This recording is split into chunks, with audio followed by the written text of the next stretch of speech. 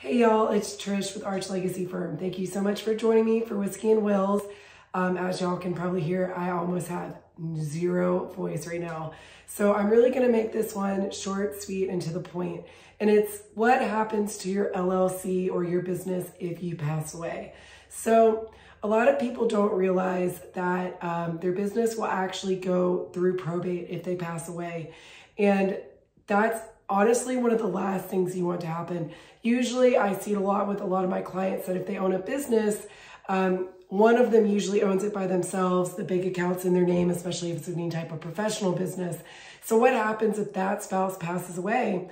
Well, unfortunately, the spouse will not have access to those accounts and they won't be able to do anything with the business. So it's really, really, really important that your spouse or a business partner or somebody be able to step in and take care of that business for you if anything was to happen. So with a living trust, what we like to do is assign the business to the trust. And it's really not that hard. It's pretty straightforward. If you have an operating agreement, obviously we're going to review the operating agreement, make sure that everything's good.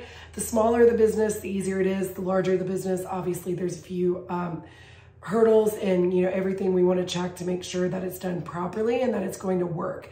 But with a living trust, if you assign your LLC or business to the living trust, it makes it so that if anything happens to you, your successor trustee can immediately step in and manage your share of the business and make sure that your family gets access to that bank account, that everything's properly taken care of, that it's wound down if it needs to be wound down, sold if it needs to be sold.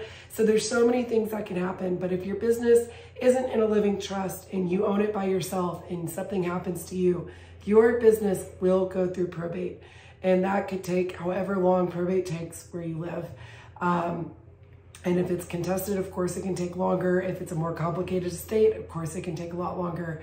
So we want to make sure that your business doesn't go through probate and that the people that need to have access to that business have access to it if anything happens to you. So I hope that helps. If you have a small business and you do not have a living trust, I highly recommend reaching out to an attorney that specializes in estate planning and can help you take care of that and make sure that it's protected for you and your family. I hope y'all have a wonderful rest of your day and week, and hopefully next Wednesday I'll be able to talk a little bit better. So cheers, thanks y'all so much, and I will see y'all next week.